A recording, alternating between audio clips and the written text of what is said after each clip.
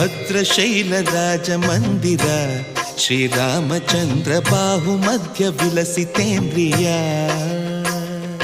భద్రశైల రాజమందిర శ్రీరామచంద్ర బాహుమధ్య విలసితేంద్రియ వేద వినుత రాజమండల శ్రీరామచంద్ర ధర్మ కర్మ యుగళ మండల వేద వినుత రాజమండల శ్రీరామచంద్ర ధర్మ కర్మ యుగళ మండల సతత రామదాస పోషక శ్రీరామచంద్ర వితత భద్రగిరి నివేశక భద్రశైల రాజమందిర శ్రీరామచంద్ర బాహుమధ్య విలసితేంద్రియ బాహుమధ్య విలసితేంద్రియ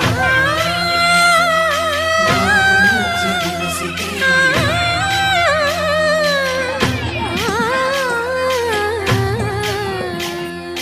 కోదండ రామ కోదండ రామ కోదండ రామ పాహి కోదండ రామ కోదండ రామ కోదండ రామ కోదండ రామ పాహి కోదండ రామ నీదండ నాకు నీవెందు బోకు వాదేల నీకు వద్దు పరకు కోదండ రామ కోదండ రామ కోదండ రామ పాహి కోదండ రామ తల్లివి నీవే తండ్రివి నీవే దాతవు నీవే దైవము నీవే కోదండ రామ కోదండ రామ రామ రామ రామ కోదండ రామ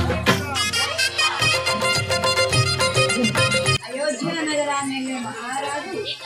రఘువంశ సంభూతుడు అయిన శ్రీ దశరథ మహారాజు కౌసల్యాదేవిగా వరాలభితుడు మిథిలా నగరాధిపతి మహాజ్ఞాని చంద్రుని వివాహము చేసుకున్నట్టు సిద్ధమై సపరివారముగా విచ్చేసి ఉన్నది సరిపోదు అయిన క్లుప్తంగా వివరిస్తాం ముందుగా మా రామయ్య రూపాన్ని వర్ణిస్తాం. మా రాముడు నీలమేఘ శ్యాముడు చారడేసి కళ్ళతో వేయి కన్నులతో చూసినా ఇంకా చూడాలనే అంత సౌందర్యం కలదు. అంత ఎందుకు సృష్టిలోని అందరూ అంత చెప్పాలంటే సాక్షాత్ వైకుంఠం నుంచి భూమికి దిగి వచ్చిన శ్రీ మహాలక్ష్మి పసిడి మేని ఛాయతో